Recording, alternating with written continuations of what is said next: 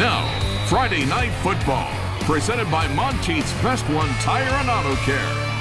Well, it's one of the most exciting times of the year. Friday Night Football is back in Indiana. Good evening, I'm Alex Wilcox. And I'm Mark Skoll Jr. We've got highlights from 8 games across Michiana, starting with a heated rivalry that will be coming to an end soon. Yeah, that's right. It's our Monteith's Best One game of the week. Elkhart Memorial playing host to Central in the battle for the Mangy Lion. On the Blazers' first possession, quarterback Bryson Sherwood takes it up the middle, and the ball pops out. The Chargers' Nathan Sabis picks it up, and Memorial is in business. That turnover leads to a pass from Tyler Lehner to Tyron Mason. The Chargers strike first. How about that? They take the 7-0 lead. But the Blazers would respond quickly. Sherwood fakes out our cameraman and pitches it to Mark Brownlee. He gets in there for the TD, and just like that, we're all knotted up at 7. Next possession for the Chargers. Lehner throws it away, but it goes to the guy we interviewed before the game. That's Ricky Roca, takes it back for 6, the pick 6, and the Blazers take the lead. Then with less than a minute to go in the half, Sherwood finds Kyron Pearson all by himself in the end zone. Blazers end the half with 24 unanswered points. To the second half we go, and the Blazers came out guns a-blazing. How about this run from Brownlee? Breaks 2 tackles and takes it all the way to the house. He's gone. The Blazers dominate the Chargers 38-7. We got a quick word with Coach Shattuck and Brownlee after the game. It feel great, man. Feel good to be at home now. This is great. We got Mangy, and it's going to remain here for the next years and years. Not going to have perfection week 1, but we just did a couple things we're not going to be able to do to meet the goals that we've set. We have high standards. We're not going to, make excuses for our guys. We got to get a lot better. With that said, I like how we responded, being down, 7-0 early, things not going our way, and finishing with 38, unanswered points. So a lot of good things, a lot of things to work on. Well, Elkhart Central gets to keep the Mangy Lion for another year as these schools are set to merge in 2020. Central also extends their all-time series lead in the battle for the Mangy Lion, 27-20. Goshen is coming off a disappointing season last year, but looking to right the ship against Fairfield. First quarter, Fairfield punting from deep in their own territory, but the snap is way over Corey Lance's head. He falls on it, but the Redhawks take over on the 1-yard line. Goshen would take advantage. Wesley Van Hoosier rolls out, hits Mason Schrock in the end zone for 6 to take the 7-0 lead midway through the first. 3 minutes left in the first quarter now. Goshen threatening again. Davon Sanford gets the corner and dives across the goal line for the touchdown. Redhawks extend their lead 14-0. Then, at the start of the second, it's Sanford again. He goes outside and he's running to daylight. 64 yards all the way to the house. Sanford's second score of the game. That gives Goshen the 21-0 advantage. Redhawks dominate Fairfield 49-0.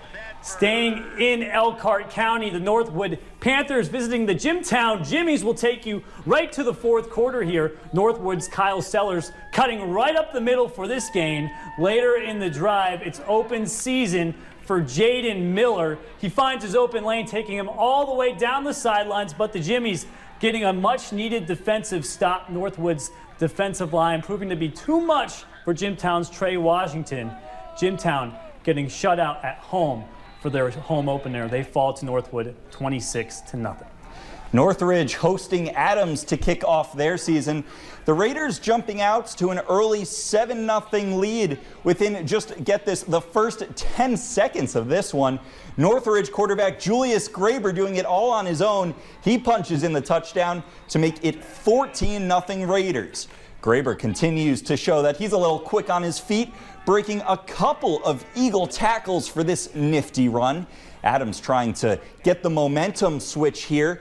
Quarterback Ira Armstead with this laser to Jaden Miller waiting in the wings. Armstead also showing he's quick on his feet, but he's going to fall just short of breaking the plane.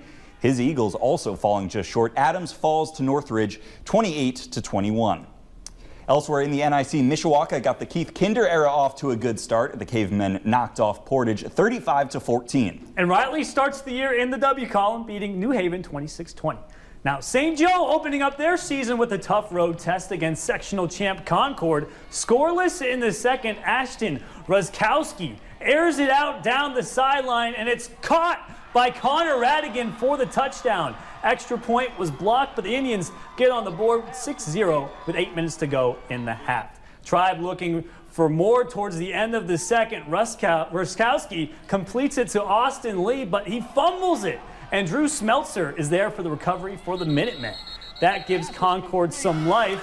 Closing seconds of the half now, Carter Navraski trying to make something happen, but the St. Joe defense just too tough. Mark Heastan gets the sack. St. Joe opens up the season with a big 28-14 win over Concord.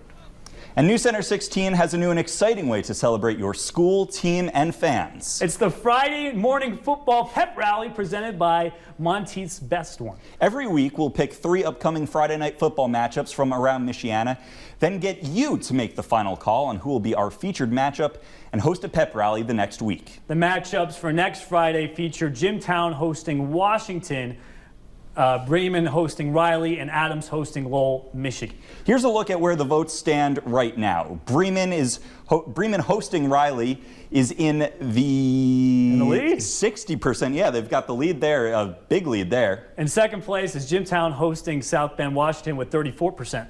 And third, South Bend Adams hosting Lowell, Michigan. That's at 6%. Come on, Adams, you guys got to get your numbers up. We'll announce the winner every Monday on 16 Morning News. Then on Friday, we're live on 16 Morning News starting at 6 a.m. on the winner's home turf for the Friday Football Pep Rally. It's your chance to showcase all the great things about your school. And that's not all. Then we're back live at your school that Friday night, right before the lights go, to preview the matchup from 5 to 6:30. And to top it all off, New Center 16 will shine the spotlight on your game during Friday Night Football at 11 p.m. So go to our website and our app to vote now. There's still a whole lot more to come on Friday Night Football. Coming up, Michael Davidson made his head coaching debut tonight for Marion. See how he did when we return. Plus, Penn is coming off a state title appearance, but could they start the season with a win over Valpo? Find out when we return. Now, back to Friday Night Football. Welcome back to New Center 16's Friday Night Football. Perennial powerhouse Penn is coming off an appearance in the state championship game. And they opened up against Valpo for the 22nd straight season. Kingsman fans decked out in beachwear. Is there a theme here? We pick up the game and later in the first half. First quarter, Valpo is defending a 3-0 lead, but not really a grip on the ball. Punt return that wasn't, and it's Penn's ball again. Penn had another chance to score when Valpo's C.J. Opperman connects with Bryce Stone of Penn. Valpo's Jesse Harper was at the right place at the right time, but forgot to snap his chin strap with less than 5 seconds on the clock before the half ends. Penn tries to tie the game, but the field goal went wide. Penn won that game 21-3 over Valpo. Good start for the Kingsmen. Marion faithful decked out in beachwear.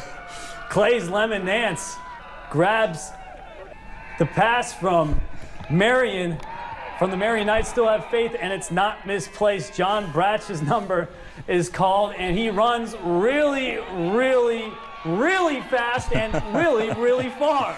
And that would set up a big-time play coming up. DJ Nash would pass the ball coming up right here. DJ Nash lets it fly down the field to Mitchell Florin, who's waiting in the end zone. Touchdown. Marion rolls over Clay with a dominating 56-0 victory.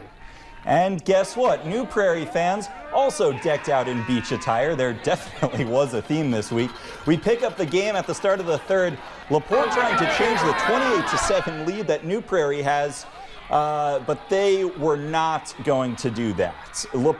New Prairie racing down the sideline. He's chased but not caught.